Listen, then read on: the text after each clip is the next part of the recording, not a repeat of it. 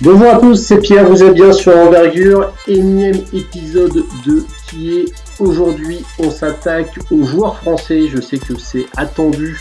Il y en a beaucoup pour cette QV 2025. On va commencer peut-être avec le moins connu d'entre eux.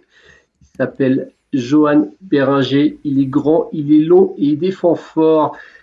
Pour ce faire, je suis avec Lucas qui est là et Manu. Messieurs, comment allez-vous? Très bien, toi. Ça va, nickel. Eh ben, Lucas, tu gardes la main et tu vas nous dire qui est-il? Joran Beringer, c'est un joueur de 2m11.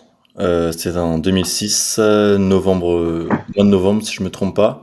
Il vient de Célestat. Il a commencé à Strasbourg, ses premières années de basket.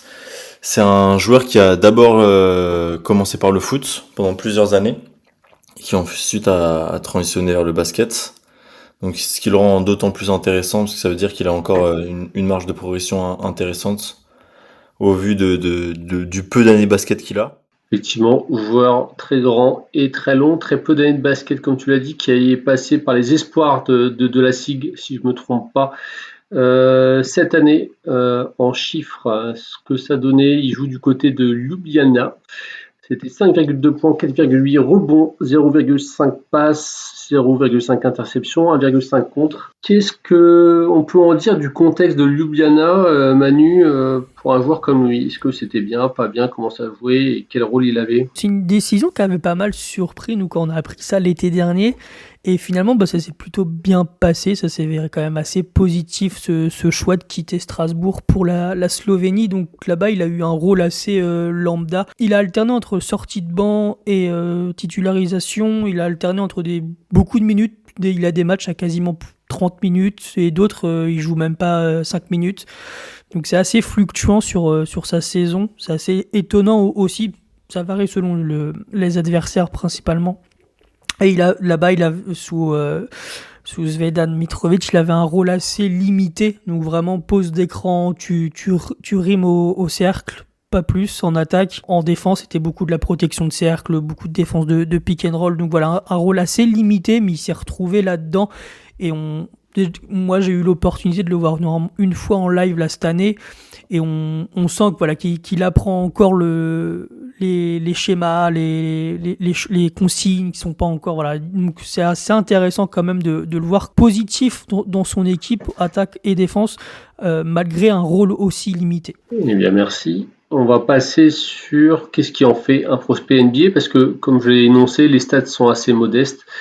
Et encore, j'ai pas parlé du tir, j'ai oublié le tir, il est à 72% au tir au général, il n'y a pas de tentative à 3 points du tout de la saison et un petit 56% en c'est franc. Lucas, qu'est-ce qui en fait un prospect NBA et sûrement au premier tour en plus de ça? Ce qui en fait un prospect NBA malgré les stats qui ne sont pas extraordinaires ou qui vendent énormément de rêves, mais son impact défensif, il est juste impressionnant pour un joueur qui a seulement 3-4 années de basket. Il protège le cercle en premier rideau ou en deuxième. Il est capable de switch sur les porteurs de balles, donc ça veut dire qu'il pose problème à l'intérieur, il peut switch sur les écrans, il fait de très bons step-out, il apporte énormément au rebond.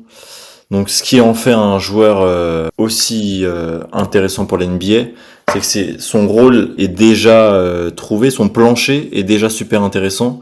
Et étant donné que ça fait peu de temps qu'il fait du basket, il y a vraiment un plafond qui est intéressant. Mais ouais, je dirais que son golden ticket, c'est vraiment sa défense, sa protection de cercle. Et son moteur aussi, qui est vraiment impressionnant. Peut-être que ça vient de son background de footballeur, mais il bouge vraiment très bien pour quelqu'un de 2m11. Exactement. Manu, je vais passer même question pour toi. Qu'est-ce qui en fait un prospect NBA de premier plan? Luka l'a dit, premier plan, c'est clairement sa défense. Donc moi, je vais aller sur le corps. C'est un gars qui est encore assez fin, qui est pas fini physiquement, mais c'est un gars qui est long. Moi, on m'a annoncé 2,25 m d'envergure.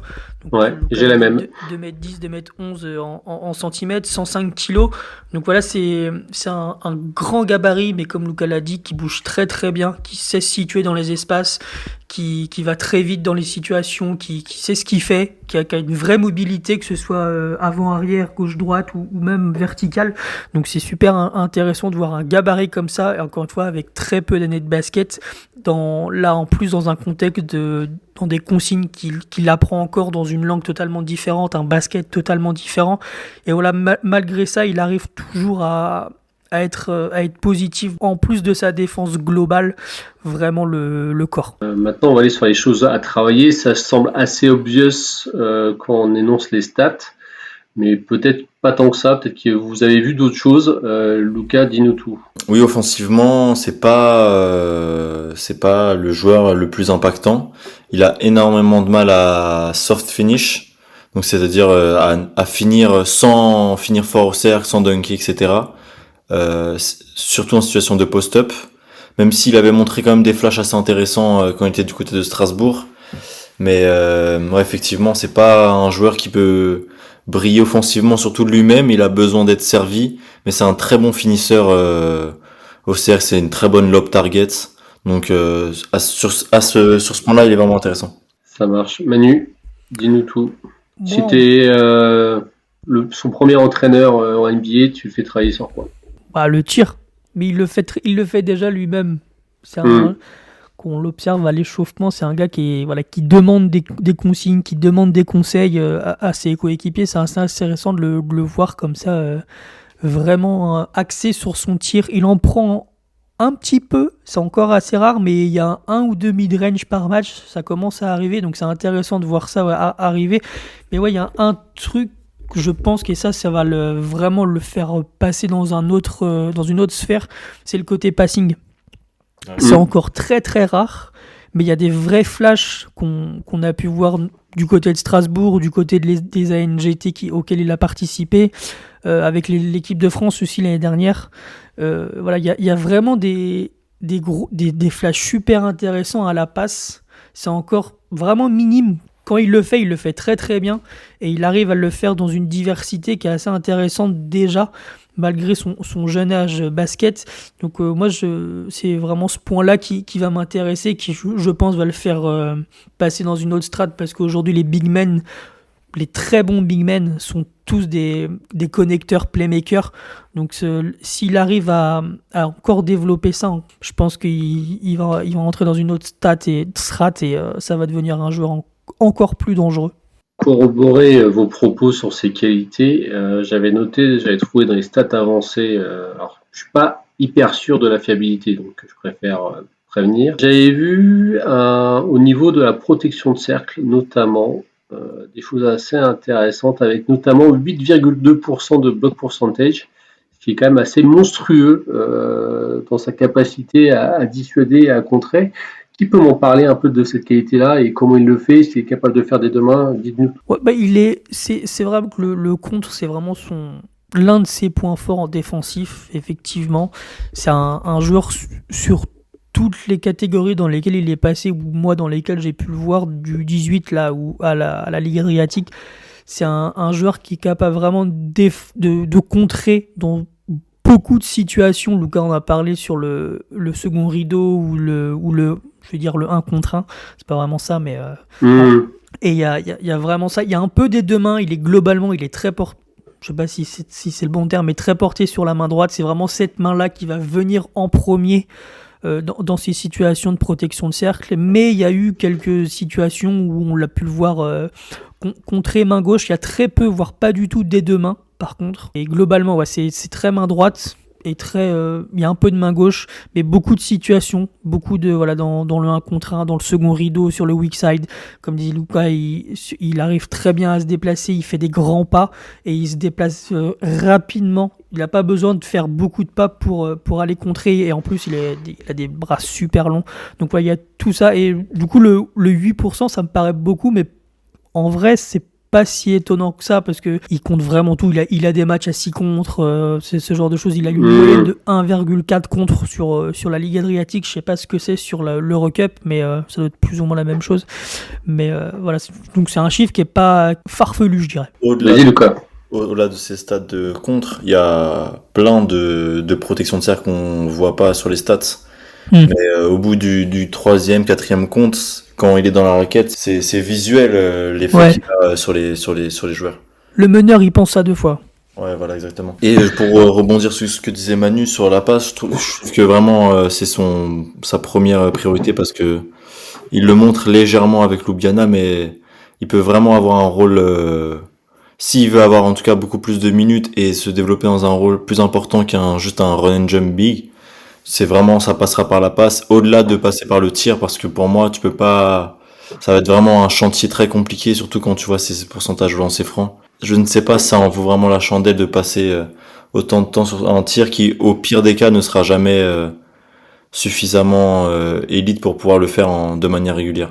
Quand on parle du tir, moi je parle pas forcément du tir à 3 points, je sais que le 3 points est très à la mode, mais juste déjà d'avoir un tir justement, comme tu l'as dit, correct au lancer franc et avoir un petit shoot à 3-4 mètres histoire de pouvoir un petit peu étirer le terrain quand il y a une pénétration par exemple, de choses très basiques.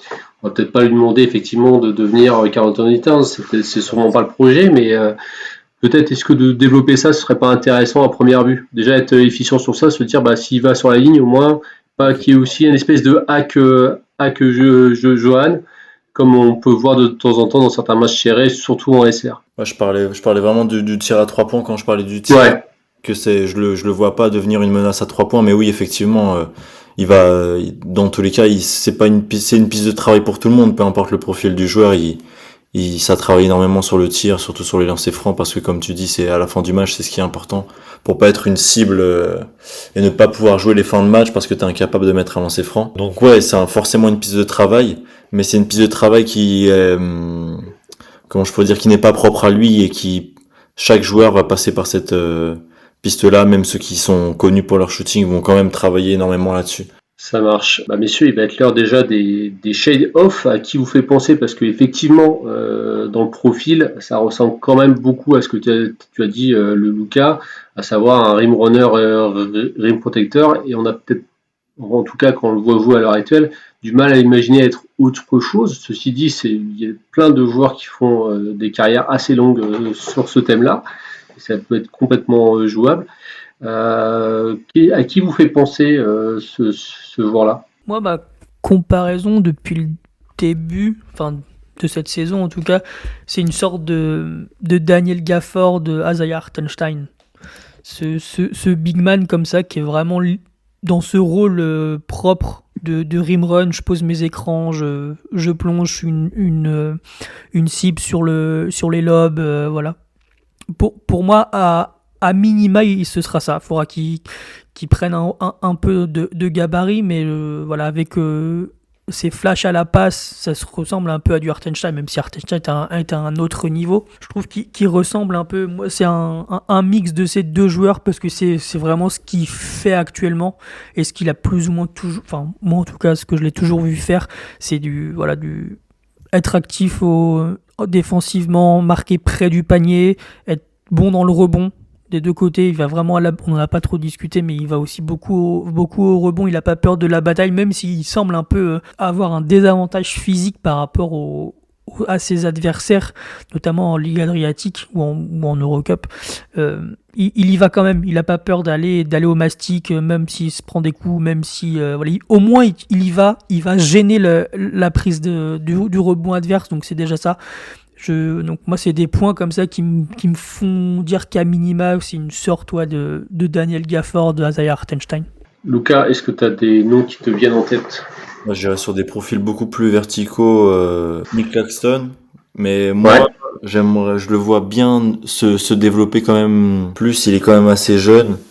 Je le vois bien être capable de faire plus à terme que seulement du run and jump. Je pense qu'il a vraiment un potentiel à ce niveau-là. Et donc ouais, Nick Claxton ou Clint Capella, ce genre de lob targets. Alors moi, il me fait plutôt penser à un joueur qui est un peu dans la même lignée, à savoir Rob Williams du côté de Portland, avant qu'il ait des problèmes de genoux, quand était l'époque Boston, saison contraire au rookie, joueur très très vertical qui montait très haut et qui comptait très fort. Donc ce genre de joueur un petit peu qui peut aussi faire une longue carrière, comme je le disais précédemment. À quel point on y croit dans le potentiel de Johan et dans sa capacité à durer en NBA, messieurs? Moi j'y crois quand même pas mal parce que jeune dans le basket, parce que travailleur, voilà, c'est une éponge. Moi je l'ai pu le voir là sur le match que j'ai vu en live, très demandeur. de consignes, de conseils. Après, j'ai du mal avec le loterie en soi. Je pense que c'est un peu trop haut, honnêtement. Mais deuxième partie de premier tour, je pense qu'il y a clairement à faire. Et en fait, c'est un joueur, on sait ce qu'on a, mais lui, on sait pas trop ce que ça peut devenir encore, en fait. Parce qu'il est tellement jeune dans le basket. Aujourd'hui, il fait ça.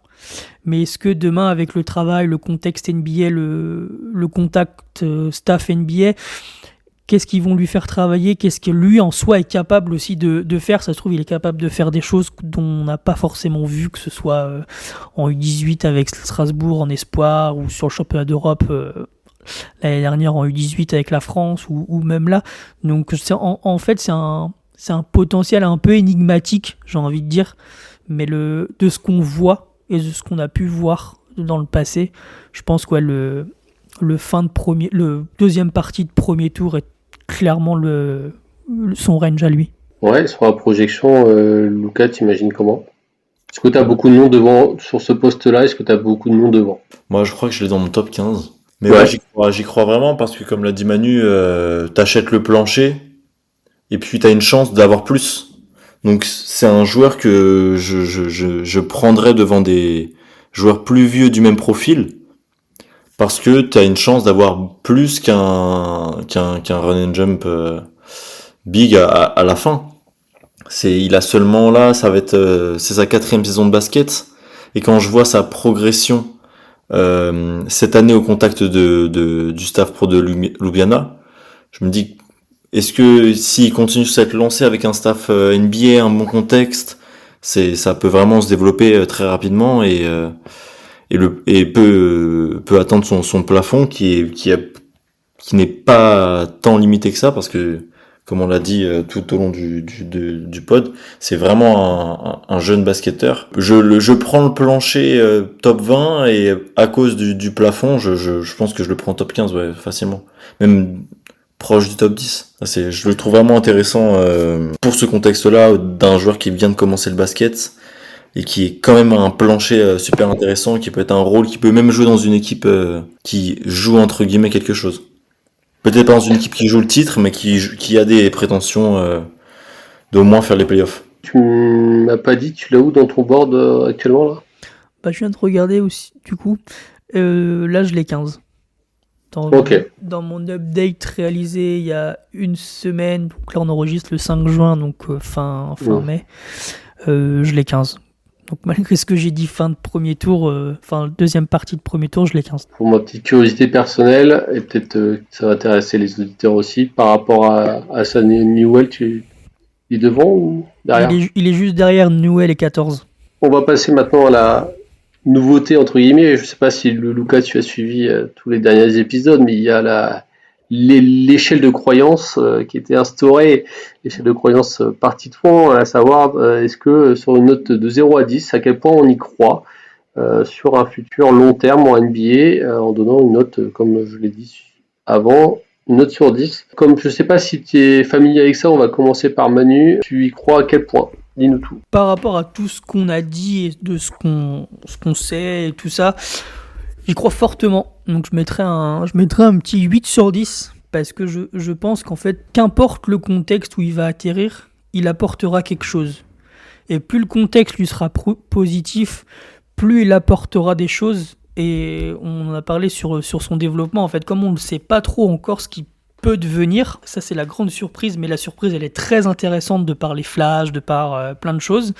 Donc moi j'y crois fortement. Et comme je l'ai un peu effleuré ce texte travail, où je pense que c'est un travailleur et je pense qu'il a envie de progresser aussi. Donc c'est pour ça que je mets ça. J'ai un petit 8 sur 10. Petit 8 sur 10. Et donc Lucas, maintenant que tu es familier à l'échelle, dis-nous ta note. Donc le 10 c'est un no-brainer et le 0 Voilà, c'est ça. Ok. Exactement. Ah, je suis quand même assez haut sur Johan, j'irais aller un 9. Un 9. Un 9. J'ai envie d'y croire. Ça marche.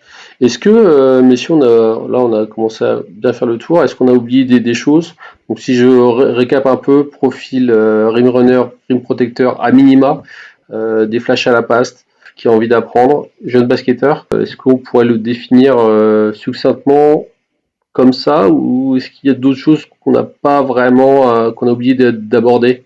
Pour moi, ce qu'on a oublié d'aborder, c'est sa vision de jeu, qui pour Ouais, un aussi jeune joueur que je trouve vraiment par moments impressionnante, parce que c'est sa première année à ce niveau-là, et il y a des vrais flashs il comprend le jeu.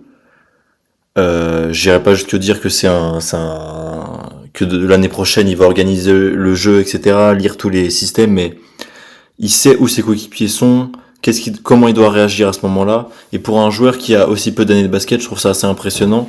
Et surtout sur des postes intérieurs où on a plus tendance à connaître des joueurs qui sont pas forcément en capacité d'avoir cette compréhension-là, cette appréhension du jeu. Donc sur ce point, je trouve j'ai oublié d'en parler, mais je trouve que c'est vraiment un point qui est intéressant et c'est aussi ce qui me fait y croire autant. ça marche. Manu, des choses à rajouter ou pas? Non, globalement, je pense qu'on a fait le tour. Après, on aurait pu entrer en détail dans, entre guillemets, plusieurs choses, mais globalement, le portrait est tiré de Joanne. Ça marche. Et ben, ainsi va se terminer cet épisode sur Johan Berger, le prospect peut-être français le moins connu, celui qui a le moins de hype, ou en tout cas dans l'Hexagone, parce qu'il il a très peu joué ici, il joue pas au basket depuis longtemps. Mais ce sera forcément un nom à surveiller à la fin du mois prochain, ça arrive très très vite. Donc il est temps pour moi de vous souhaiter une bonne soirée, une bonne journée selon quand vous nous écoutez. Prenez soin de vous comme d'habitude, c'est important. Et nous, on se retrouve très très vite. Allez, bye bye, ciao.